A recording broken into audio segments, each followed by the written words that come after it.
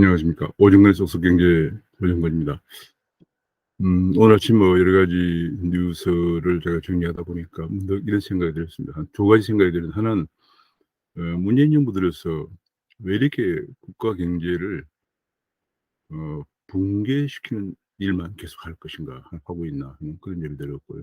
지금 고용 대기업들 계속 규제하면서 해외로 내쫓고 또 투자를 못하게 하니까 양질의 일자리가 생겨날 수가 없죠. 또 중소기업이나 또 자영업자들은 최저임금, 무리한 최저임금 인상이라든지 주 52시간 근무라든지 이런 것들을 도입해서 엄청난 비용 부담을 가중시키다 보니까 다들 문을 닫고 또 일자리가 없어지는 그런 상황이고요. 심지어는 주휴수당을 주지 않기 위해서 주 15시간 미만만 일을 시키는, 그러다 보니까 엄청난 단기 알바를 2잡, 3잡까지 해야 겨우 유지가 되는 청년들의 참담한 그런 현상을 초래하고 있고요.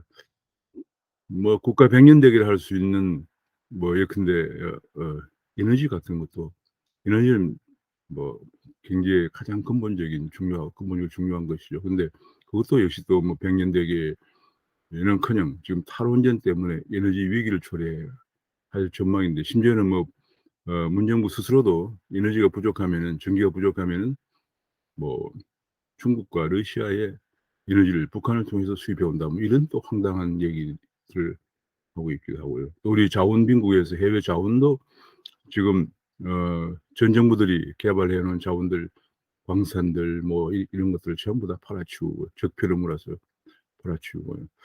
또 하나의 국가 백년대계인 교육도 지금 완전히 황폐화되고 있습니다.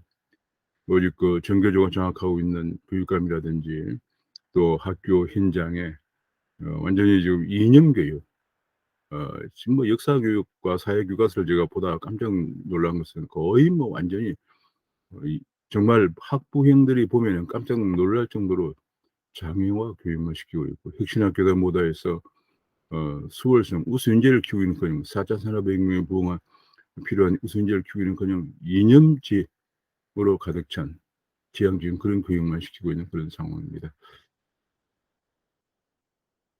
왜 이렇게 국가 경제를 붕괴시키는 일들만 연이어서 쏟아내고 있는가 생각해 보니까, 결국은 대통령 주변에, 권력 주변에 전문가들이 포진하기보다는 각종 이권 단체들이 포진해 있다, 그런 생각이 듭니다. 근데 지금 탈원전만 하더라도, 무리한 탈원전, 전 세계에서 가장 무리하게 탈원전, 세계 최고의 원전 기술을 가지고 탈원전을 하는 것도 그 주변에 이득을 보는, 보조금을 받는 각종 환경 단체들이 포진해 있고요. 오늘 제가 이제 좀 이따 그 말씀을 드릴 겁니다. 그다음에 또 각종 여성 단체들이 또 카르텔이 포함되어 있고, 각종 좌파 시민 단체들이, 오죽하면 서울시만 하더라도 1000여 개의 시민 단체들이 연간 1100억씩의 서울시의 금고에 돈을, 보조를 타가고 있고, 이러다 보니까 각종 이권 단체들이 주변에 포진해 있다 보니까 이것이 경제가 전문가들이 생각하는 그런 방향으로 갈 수가 없는 것이죠. 본인들의 이권과 관련된 것만 계속 주장하고 밀어붙이고 하다 보니까 지난 거의 이제 5년이 가까웁니다. 4년 반 넘게 우리 경제는 거의 수직으로 급전직하 붕괴되고 있는 그런 모습을 보이고 있습니다. 오늘 또 그런 얘기를 하나 더, 제가 그걸 이제 뉴스를 아침에 정리하다 보니까 어제 발표한 뉴스를 하나 보면서 같이 그 말씀을 나누도록 하겠습니다. 어제 보면은 이런 뉴스가 있습니다. 어제 지금 보면은 신재생 에너지 탄소 중립안을 어제 국무회의에서 의결했다, 이런 얘기가 나옵니다. 어제 탄소중립위원회가 어제 의결을 했습니다. 어제 의결을 하고 국무회의를 이제 의결을 거쳐서 이번 11월에 UN 기후 당사자 총회, 그러니까 거기에서 이제 보고를 하면 우리가 의무를 지켜야 돼. 우리 스스로 결정해서 보고한 거니까. 그리고 유엔에도 보고를 한다. 그런, 그야말로 막바지에 가서 이런 엄청난 국민경제에 부담을 주는 안을, 더욱더 강화된 탄소 중립안을 어제 탄소 중립위원회에서 의결을 했습니다. 예를 들어 간단히 보면 이렇습니다. 지금 뭐 원자력의 비중은 지금 그중에서 본래 인제 얼마 전에 8월 달에 초안이 나온 탄소 중립위원회 초안에는 에도 인제 이런 3 가지 안이 나왔습니다만, 이번에 10월 달에 어제 결정한 걸 보면 A안 가장 강한 건데, 원자력은 6%를 줄이고 재생에너지는 71%로 늘린다. 가장 강한 거죠. 그러니까 재생에너지를 71%로 늘린다는 게, 재생에너지가 주로 인제 태양광, 풍력 뭐 이런 거죠. 그러다 보니까 지금 태양광 보조금만 해도 1 년에 몇천억씩 지금 배정이 돼 있고요. 이걸 더 인제 배정해야 되겠죠. 그다음에 원자력은 인제 최소한의 원자력만 남기고 다 폐기한다, 그런 얘기죠. 요 두 가지 A안, B안이 있으면 그중에서 A안, B안 중에서 더 강한 정안을 채택했다, 그런 얘기가 나왔습니다. 그렇게 되면 인제 지금 2018년 대비해서 2050 년에 우리는 탄소 배출량은 제로로 가져간다, 그런 얘기고요. 그러다 보니까 인제 각종 산업이나 건물이나 수송 이런 데다 부담이 엄청 증가하는 거죠. 이런 방향으로 결정했는데, 뭐 이것이 잘 되면, 이렇게 무리 없이 되면 다행이겠지만 그렇지 않다는 데 문제가 있는 겁니다. 2050 년에 화력 발전을 전면 중단하고 신재생 비중을 71% 까지 늘린다, 그런 얘기입니다. LNG도 생산하지 않는다, 그런 얘기예요. 그러다 보니까 인제 지금 뭐 엄청납니다. 이 미국 또 탄소 중립 도달하는데 60 년을, 저 EU는 60 년을 계상을 하고 있고, 미국도 42 년을 계상하고 있는데 우리는 32년 만에 이걸 달성하겠다, 이렇게 합니다. 석탄 대체 LNG 발전소 짓는 데만 짓는데, 지금 짓고 있는데 둘 다 중단하면 결국 문을 닫으라고 하는 것이냐. 지금 석탄 발전을 줄이지 못하게 하기 때문에 LNG 발전을 짓고 있는데, 그것도 못하게 하면 둘 다 문 닫으면 문을 닫으라는 얘기냐.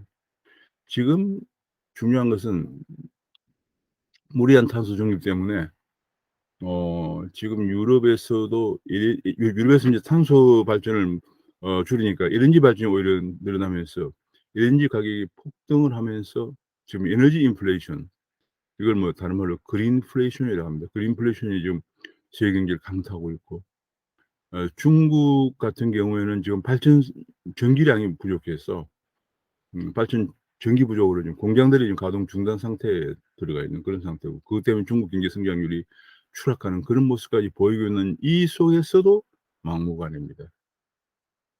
제가 아까 서두에 말씀드린 것처럼 왜 이렇게 세계가 전 세계가 지금 그린플레이션과 전기 부족으로 난리를 피는데도 우리의 가령 세계 가장 기술이 좋은 원전은 폐기하고, 지금 기술도 확실치 않은, 그리고 안정성도 확실치 않은 재생에너지 비중을 71% 까지 다른 나라보다 더 과속해서 하느냐, 이것이 인제 문제가 되겠습니다. 지금 뭐 에너지 저장 장치라고 그래서, 그러니까 풍력 같은 경우는 바람이 불 때 전기를 생산했다가 저장해야 돼 했다가 써야 되고, 태양광도 태양이 햇볕이 좋을 때 전기를 생산했다가 태양이 안 좋을 때 전기를 써야 되는데, 그걸 에너지를 저장하는 걸 에너지 저장 장치라고 ESS라고 그래서, 이 저장 장치만 해도 1,248조 원 있습니다. 지금 비용에 대해서는 전혀 신경을 안 씁니다. 오직 이권 단체들이 보조금 받아가는 데만 신경을 써요. 보조금을 어떻게 하면 더 많이 받아갈 것인가, 이런 데만 신경을 쓰고 있는 것 같습니다. 지금 기업의 의견은 전혀 듣지 않고 온실가스 감축 방안을 일방적으로 결정을 하고 있습니다. 그러니까 기업 의견을 들으면 오히려 이권 단체들의 이익이 더 적어질 수도 있으니까 안 듣는 거죠. 충분한 의견 수렴도 없이 일방적으로 결정을 합니다. 더욱더 놀라운 것은 탄소 중립 위원회가 한 100 명쯤 되는데 결정해 놓은 것을, 이거를 의견을 수렴한다고 해서 탄소 중립 시민회의랑을 만들어서 수백 명, 뭐 900 명인가 그래요. 수백 명 만들어 가지고 아마 어제 의견이 수립이 된 모양이죠. 그래서 어제 탄소 중립 위원회에서 최종안을 가결했다, 그런 얘기입니다. 지금 이게 업계에서는 벌써 비명을 지르고 있다, 그런 얘기인데요. 지금 2030 년까지 최소 탄소 배출을 40%를 줄여야 되는데, 그 이유는 뭐냐? 조금 전에 제가 말씀드린 것처럼 친환경 인사들이 탄소 중립 위원회를 장악하고 있기 때문에 그렇다, 그런 얘기입니다. 지금 여기 보면은, 그런데 그걸 줄이기 위한 전제 조건이 감축 기술이 78%가 성과가 지금 없는 상태다. 기술이 개발이 안 돼 있는 상태다. 그런 얘기예요. 지금 철강사들은 정부 목표가 너무 비현실적이다. 수소로 철강을 녹여 녹여서 인제 지금 보통 인제 석탄을 떼 가지고 어 철강을 인제 녹이는데 지금 수소를 가지고 한다. 그래서 수소 환원 제출소라는 말이 나왔어요. 근데 그 기술이 아직 나와 있지도 않아요. 근데 지금 난립니다.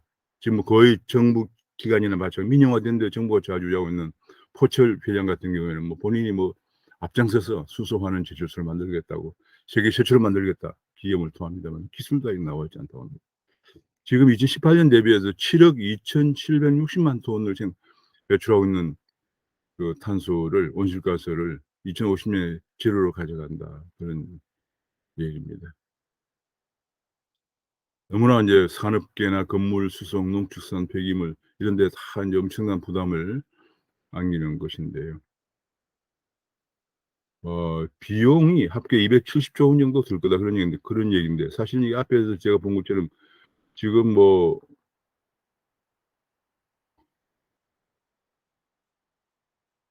저장 장치, 에너지 저장 장치만 하더라도 1,248조 든다고 합니다. 그런데 280조 밖에 안 든다 이런 얘기를 합니다. 그러니까 전체 비용을 전혀 뭐 비용 같은 것을 제대로 추산도 하지 않고 밀어붙이기 식이죠. 뭐 이군 단체들이 보조금만 받고 나면 뭐 이제 끝이다. 내모른다 나머지는. 뭐 이런 식의 스타일이라고 해도 과언이 아닙니다. 무탄소 가스 터빈이라고 하는 것도 특히 기술도 없다. 근데 발전량의 21%를 책정해 놓고 있다. 그런 얘기죠. 지금 왜냐하면 인제 2050년에 가서 지금 재생에너지가 71%고 그 외 나머지 인제 6%가 원전이고 그럼 77% 되죠. 나머지 또 한 20% 정도를 기술도 없는 무탄소 가스터빈 뭐 이런 걸로 만든다 그런 얘기예요. 심지어는 암모니아 발전도 한다 뭐 이런 참 황당한 얘기도 합니다. 그래도 부족하면 중국이나 러시아의 전기를 수입해서는 동북아 그리드를 포함시키고 있습니다.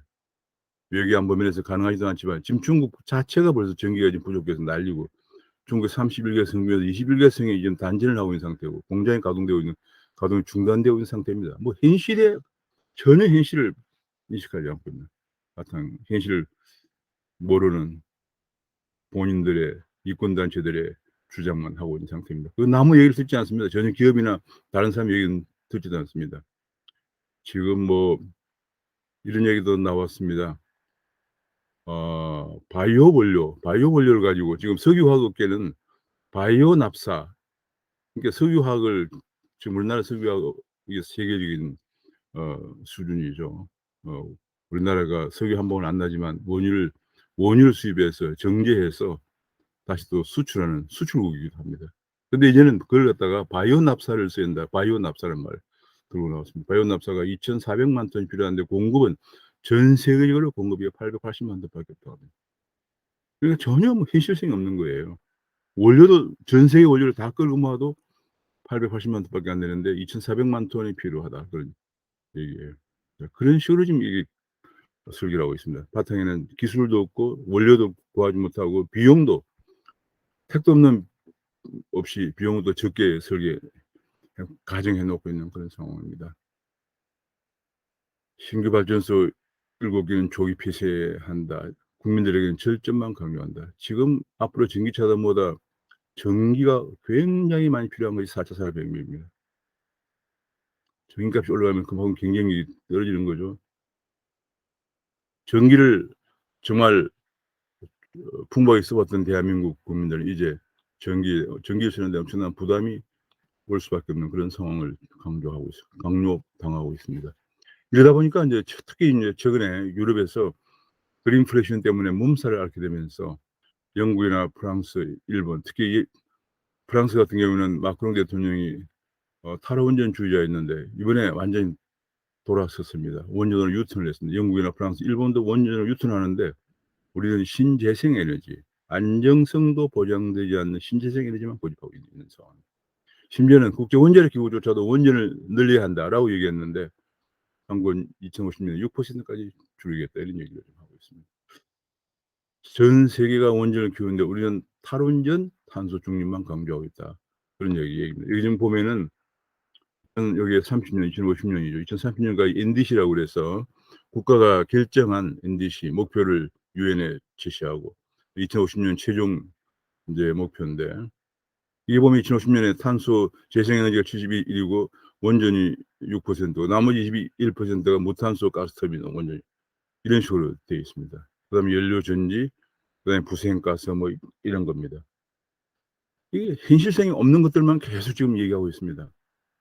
안전하고 안정성 있고 저렴한 원전은 대폭 29%에서 6%로 줄이고,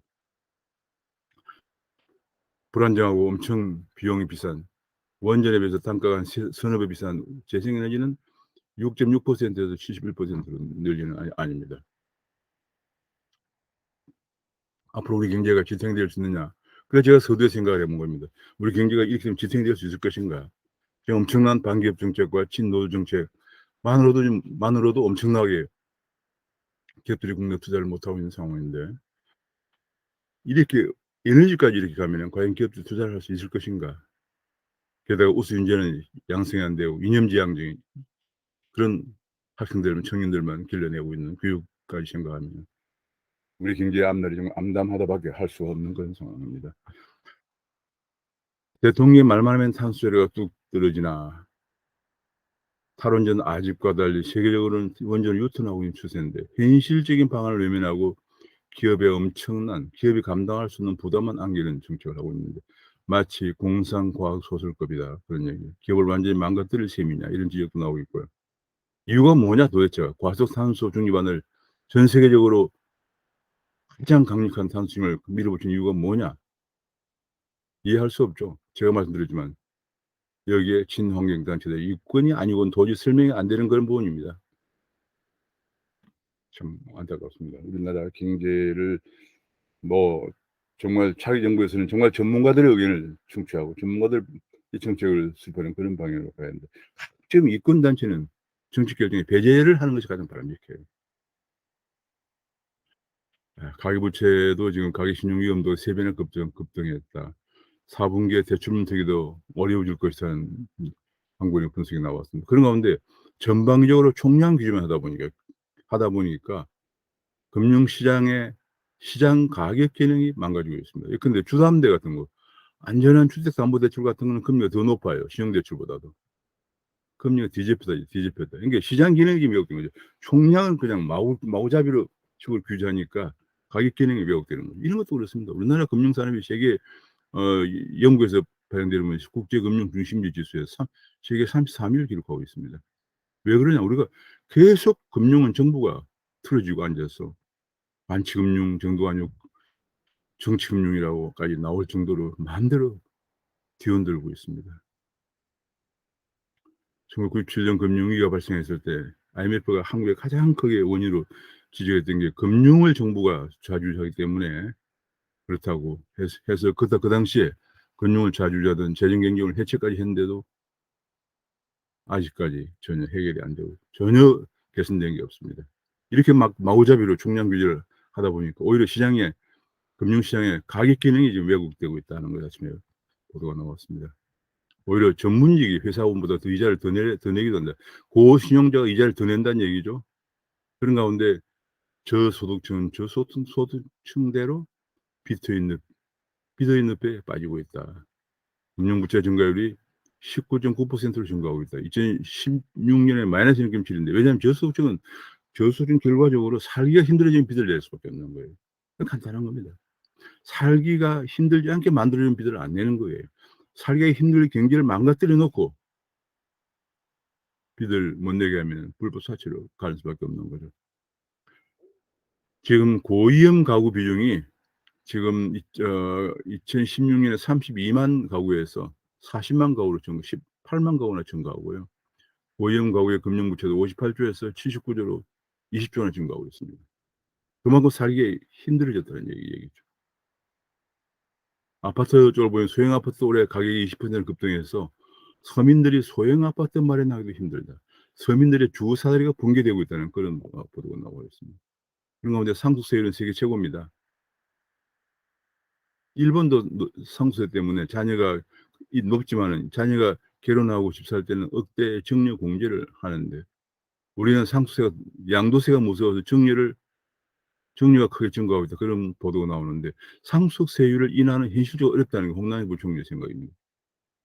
그래서 결국은 세율을 낮추지는 못하고 우리나라 상속세가 세계에서 가장 높은 나라죠. 우리가 50%, 일본이 55%, 우리는 할증이 있기 때문에 60%까지 가능해요. 세계 최고로 높은데 이걸 내리지 못한다는 얘기죠. 그래서 결국은 유산취득세로, 그러니까 자녀가 3 명이다 그러면 3 명이 나누어서 거기 세금을 나눈 재산에 근거해서 세율을 부과해서 세금을 매기는 그런 식으로밖에 바꿀 수가 없다 그런 얘기예요.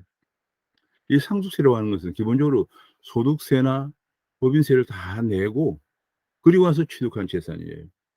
그리고 상속세를 내기 때문에 이중과세가 문제가 있습니다. 세계 OECD 38개국 중에 14개국이나 상속세를 폐지했습니다. 미국도 트럼프 대통령이 공약 중에 상속세 폐지 공약이 있습니다. 이 상속세라는 폐지하는 왜 중요하냐면은 부자들만 중요한 게 아니에요. 열심히 일해서 집 한 채 마련했는데 상속세 안 내고 자녀들에게 물려줄 수 있는 거. 그것이 얼마나 중요한 것입니까? 영국의 보스턴 강령이라고 해서 한 10여 년 전에 그 언론에 보스턴에 광고를 했는데 그중 하나가 이겁니다. "내가 열심히 일하면은 내가 더 잘 살 수 있다는 희망을 갖는 것이 보수주의 정신이다." 그다음에 "내가 더 열심히 일하면 내 아이들은 나보다 더 잘 살 수 있을 것이라는 희망을 갖고 열심히 하는 거." 이것이 보수주의 정신이다. 이게 뭐 상속세와 관련이 있는 것이에요. 아 지금 중국 경제가 난리가 났습니다. 부동산 침체와 전력난이 겹치면서 3분기 성장률이 4.9%로 주저앉았습니다. 금년에 8% 성장이 어려울 것이다. 그런 전망이 나왔습니다. 중국 경기가 1% 하락하면은 한국의 중국의 의존도가 너무 높기 때문에 한국 경기가 0.5% 포인트 하락한다는 분석도 나와 있습니다. 그러니까 만약 금년에 8.5% 정도 전망했는데 금년에 중국 경제가 8% 밑으로 떨어지면 한국 경제가 벌써 0.23% 포인트 하락한다. 그런 얘기죠. 왜냐면 한국의 수출 의존도가 중국에 거의 25%가 중국으로 가고 있고 중국에 있는 많은 26,000개 한국 공장이 나와 있는데 거기서 부품을 생산해서 한국에서 조립하고 있기 때문에 중국 의존도가 너무 높은 것이 지금 큰 문제가 되고 있는 상황입니다. 중국 경제가 안정적으로 유지되기가 쉽지 않다 하는 것이 전반적인 그런 분석입니다. 지금 중국 1 인당 소득이 약 한 $10,000 안팎인데요. 지금 중진국 함정에 빠졌다 하는 얘기도 나오고 있습니다. 중국이 벌써 중진국 함정에 빠졌다 그런 얘기죠. 요 정도가 지금 가장 큰 문제죠. 인제 국민들도 다 더 인제 요구 사항이 많아지면서 그전에 이제 어려울 때는 그냥 먹는 것만 해결해 줘도 됐지만 이제는 그렇지 않죠. 그래서 중진국 함정에 빠지게 됩니다. 지금 중국 경기가 금년에 사실상 8% 성장 물 건너갔다는 분석이 대체적입니다. 그런데도 마땅한 카드가 없다. 지금 엄청나게 과잉 투자한 부동산이나 공장 시설들, 거기에 엄청 대출해 준 국유은행들, 지금 잘못하면 중국 경제가 엄청난 위기로 갈 가능성도 있어요.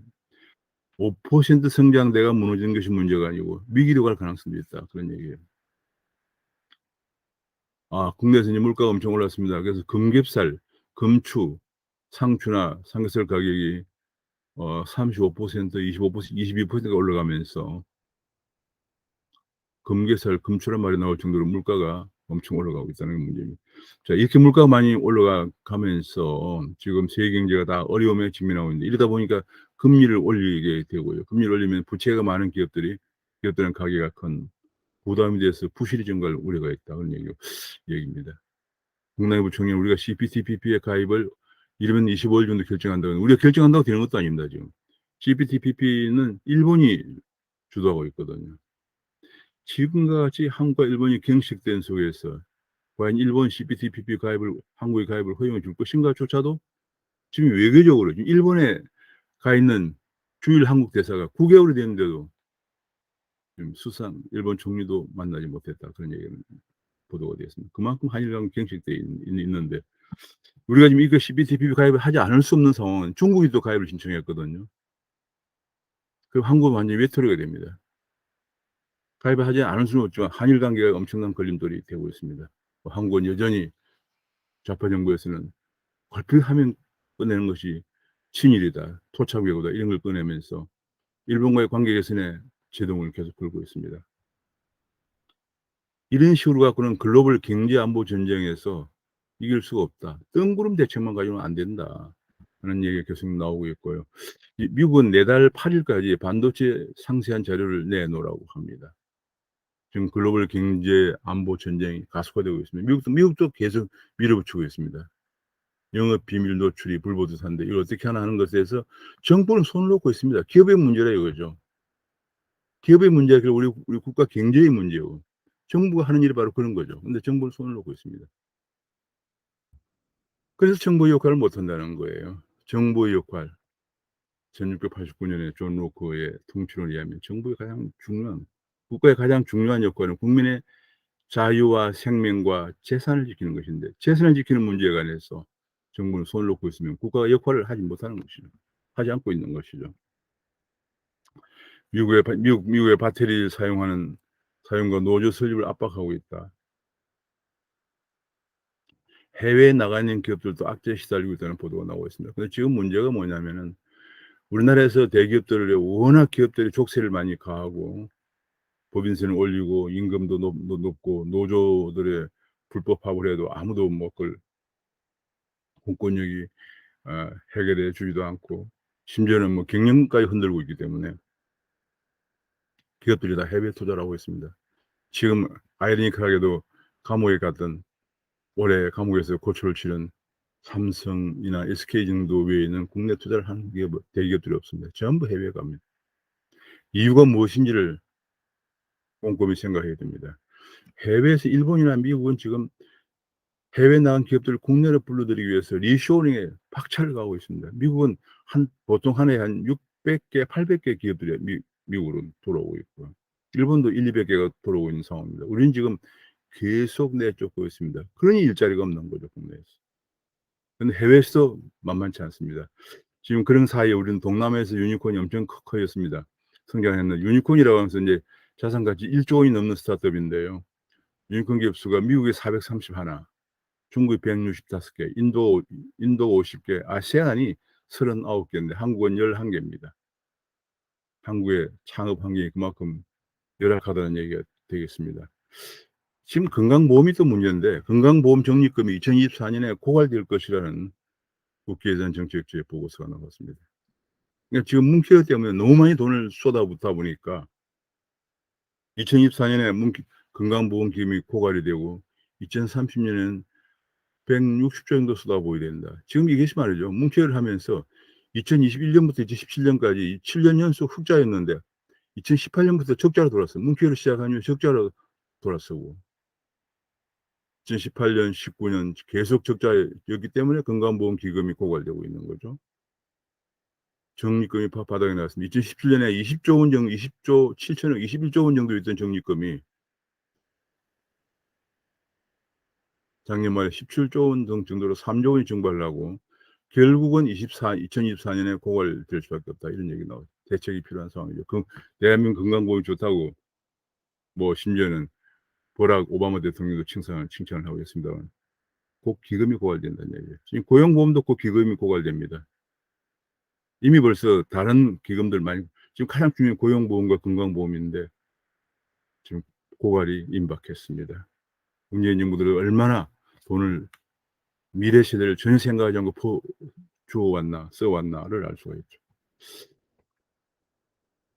그런 가운데 민노총이 내일 총파업을 합니다. 근데 시민단체나 재계는 지금 이 코로나 때문에 경제가 어렵고 자영업자들도 그렇고 기업들이 다 어려운데 파업은 무슨 파업이냐. 민노총이 전체 근로자 한 2,000명 중에 2천만 명 중에 120만 명 정도 차지하고 있거든요. 근데 경기를 거들내려고 하고 있습니다. 113개 대학에 민노총 민폐를 끼치는 노총 파업하지 말라 한 대자보가 붙었다고 합니다. 학계, 노동계, 문화계 인사 80여 명도 여기에 가세를 하고 있다. 그런 얘기가 나왔습니다. 아랑곳도 없습니다. 제가 아까 말씀 우리나라에서 이권 단체로서 지금 무소불위의 행사를 하고 있는 환경단체 아까 제가 서두에서 무리한 탄소 중립 얘기했죠. 그다음에 지금 이 민노총 문제. 그다음에 뭐 여성 단체들은 말할 것도 없습니다. 지난번에 뭐 정의기억 연대 문제가 커졌지만 지금 윤미향이 그 당시에 그 대표는 지금도 버젓이 국회의원을 하고 있죠. 그 외에 뭐 각종 좌파 시민단체들이 지금 정부 금고 털어먹기에 경쟁적으로 털어먹기에 안달내고 있는 상황입니다. 그런 가운데 민노총은 그나마 어렵게 유지되고 있는 기업들의 마지막 핀치 히터를 펀치를 가하려고 하고 있는 상황입니다. 작년에 문 닫은 공장만 711곳이라는 조사 보고서가 나왔습니다. 참 군산, 통영 등 지역 경제가 휘청을 했다. 산업단지 내 휴폐업 기업이 2017년에 4배나 증가했다. 지금 계속 여러 자료들이 2017년 대비하는데 왠지 2017년이 문재인 대통령이 출범한 때거든요. 얼마나 기업 경영 환경이 어려워지고 있는지 알 수가 있죠. 그런 가운데 한경련이 청년 실업 풀려면 대기업 수를 늘려야 한다. 그런 보고서를 냈습니다. 청년 실업 해결하기 위한 5대 정책 방향. 5대 정책 방향의 첫 번째로 대기업 숫자 규모를 증가시켜야 된다. 장수 기업을 육성해야 된다. 고숙련 일자리를 창출해야 된다. 고용 경기 기술을 완화해야 된다. 뭐 이런 것들이 있는데 지금 우리나라는 300인 이상 대기업 종사하는 근로자 비중이 10%가 채 안 되는 그런 상황입니다. 10% 안팎입니다. 미국 같은 경우는 250인 이상 대기업에 종사하는 근로자의 40%에 이르고 있습니다. 이게 우리나라 청년들이 거의 고졸의 80%가 대학을 가기 때문에 그 사람들이 다 대기업에 근무하고 싶어 해요. 중소기업에 안 가려고 합니다. 그 중소기업은 전부 다 외국인 노동자가 차지하고 있죠. 근데 대기업은 자꾸 줄어들고 해외로만 내쫓으니까 청년 실업이 증가할 수밖에 없는 거죠. 지금 게다가 정년 연장하는 것도 지금 정년 연장 그 대기업들만 대기업이나 공기업 혜택이 집중되면서 고용취약청은 어려움이 가중되겠죠. 지금 그러다 보니까 게다가 인제 주휴상 청년들이 많은 청년들이 거의 30-40%가 넘는 청년들이 단기 알바나 비정규직에 내몰리고 있는데 주당 15시간 이상 일을 하면은 주휴수당을 줘야 됩니다. 주휴수당은 주에 1 시간 하루 일하는 것만큼 임금을 더 줘야 되는데 그걸 안 주기 위해서 많은 자영업자들이 주당 15시간 미만을 채용하기 때문에 하루에 2-3시간 정도만 일을 하는 청년들이 급증을 하고 있습니다. 이런 초단기 취업자가 153만 명이라고 합니다. 우리나라 고용이 얼마나 지금 상태가 어려운 거를 청년들의 고용이 얼마나 어려운 걸 알 수 있어요. 이러니 결혼도 못 하고 집도 못 사고 절망에 빠져 있는 거죠. 초단기 취업자가 문재인 정부 들어서 75%나 증가했다 하는 게 나왔습니다. 역시 그것도 초단기 취업자가 87만 명이었는데 2016년에 지금 153만 명으로 증가했다 그런 얘기입니다. 그런데도 통계는 계속 왜곡하고 있습니다. 세금 일자리를 만들어서 고용을 하면서 고용 사정은 좋아졌다고 그러고 심지어 주택 통계도 왜곡하면서 자화자찬을 하고 있고 원전이나 수지를 지금 엉터리 수지를 하는 바람에 지금 산업자원 장관이 수사까지 받고 있는 상황입니다. 분배가 악화되자 통계 방식도 바꾸고. 이거 통계 조작은 중대한 범죄입니다. 그 통계를 근거로 거짓말만 해대고 하고 있습니다. 어제 경기도 국감을 했습니다만 결정적인 한방이 없었다. 이재명은 의혹마다 발뺌을 했다. 그런 얘기가 나왔습니다. 어제 뭐 배임 혐의에 대해서는 사업 설계를 인정해 놓고도 천화동인의 수천억 배당은 몰랐다. 유동규 문제에 대해서는 선거 캠프 출신 유씨 구속에도 측근이 아니다.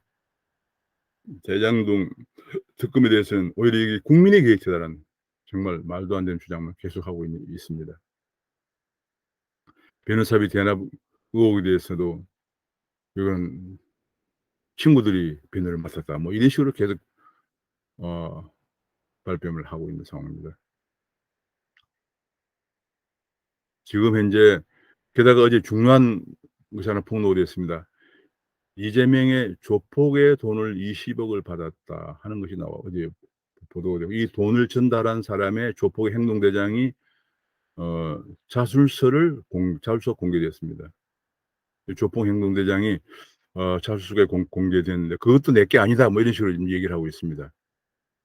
지금 이재명 지사의 그 활동 주변에 조폭이 있다는 뭐 세간의 설을 어제 국감에서 자료를 통해서 얘기를 하게 됐다는 게 또 새로운 국면으로 들어가고 있습니다. 제보자가 "사실이 아니면 처벌받겠다." 하고 스스로 얼굴까지 공개를 했는데 국제 마피아라고 합니다. 12 년간 활동한 국제 마피아에서 활동한 사람인데 이 국제 마피아가 성남시에 있지만은 대개 동남아시아까지 연계되어 있는 엄청난 큰 마피아라고 합니다. 지금은 게다가 수행 비서가 "조직 폭력 사건에 전과가 있는데도 문제없다."라고 얘기하고 지금 계속 속속 어제 국감을 통해서 밝혀진 것들이 중요한 것 중에 하나가 대갱 대장동 게이트에 이어서 조폭들과 상당히 연계돼 있는 것이 아닌가 하는 그런 어제 국감의 내용들이 많이 밝혀지고 있습니다. 그리고 그런 폭력 전과자들이 이재명 성남시장 유세 때마다 등장했다는 발언도 나왔고요. 어제 뭐 시장실 수색과 특수통 검사를 뺀 검찰, 남욱 조사, 남욱은 어제 어 지금 말이죠. 사장실은 왜 또 뺐느냐, 압수수색 뺐느냐. 김호수는 총장은 검찰총장 빠진 줄 몰랐다. 이런 말도 안 되는 주장을 하고 있습니다. 김호수 검찰 대형 수사 정말 황당하다. 이런 얘기까지 나오고 있고. 이러다 보니까 계속 그래서 지금은 이제 지난번에 검찰 개혁이 왜 문제가 있는가 이제 드러나고 있습니다. 검찰의 수사권들을 경찰에 넘기고 또 고위직 수사는 또 공수로 넘기고 검찰은 허수아비 검찰인데 그나마 그것도 이렇게 허수아비 검찰이 제대로 검찰을 제대로 수사의 기본조차도 압수수색도 좀 안 하고 수사하는 이런 상황까지 벌어지고 있습니다. 지금 적반 하장과 개변으로 대장 동기들 빨리 나올 수는 없다는 지적이 나오고 있고요. 심지어는 말이죠. 좌파 야당 좌파 일각에서 이재명을 성공한 정태일이라고 우기는 사람까지 등장을 하고 있습니다. 뭐 얼마 전에 조국도 무슨 뭐 어 희생양이 됐든 조광조에 비유하는 일까지 나왔으니까 할 말이 없는 거죠. 그리고 비트코인이 지금 미국에서 이번 주에 비트코인 선물, 상장주 선물이 승인될 것이라는 전망 속에서 계속 지금 크게 올라가고 있습니다. 지금 $60,000를 넘어서고 있고요. 그런 가운데 가상자산 업권법이 필요하다. 우리나라도 지금 가상자산을 제대로 지금 현재 제도권에 편입해 하려면 업권법이 필요하다는 얘기가 지금 나오고 있고요. 앞으로 4대 거래소만 지금 원화 거래가 허용되는데 앞으로 계속 몇 개가 더 나와야 될 수밖에 없기 때문에 다음 주자에 대한 경쟁이 굳건하다 그런 얘기고요. 야 이인영 통일원장은 종전선언은 비핵화 촉진 입구 역할을 한다. 계속 종전선언만 얘기합니다. 지금 지난해 번에 문재인 대통령이 유엔에서 종전선언 얘기하는데 계속 그냥 종전선언 얘기합니다. 우리나라 외교장관도 미국의 종전선언 그다음에 무슨 뭐 안보수장들도 모여서 이제 종전선언 뭐 그다음에 미국은 한미일 삼각 공조가 중요하다는 얘기를 계속하고 있습니다. 오늘 제가 우리나라 경제가 왜 이렇게 파괴되고 있나 전 분야에서 그 원인을 보면 전문가들을 배제하고 각종 이권단체가 개입돼서 정책을 결정하는 데 개입돼 있기 때문에 결국은 본인들이 이권을 먼저 생각하기 때문에 각종 경제가 지금 붕괴되고 있다는 말씀을 드리고요. 그런 가운데서 지금 뭐 지금 이재명 대장동 게이트 게다가 어제는 중요한 것은 경기도 국감에서 세간의 얘기만 돌고 있던 조폭들의 연루 사실이 이제 국감에 정식으로 거론이 되었다는 사실. 그런 가운데 계속 우리 정부는 북한이 극초음속 미사일까지 발사하고 있는 속에서도 계속 종전선언만 외치고 있다는 거. 이런 점들 한번 살펴봤습니다. 오늘 여기서 마치겠습니다. 감사합니다.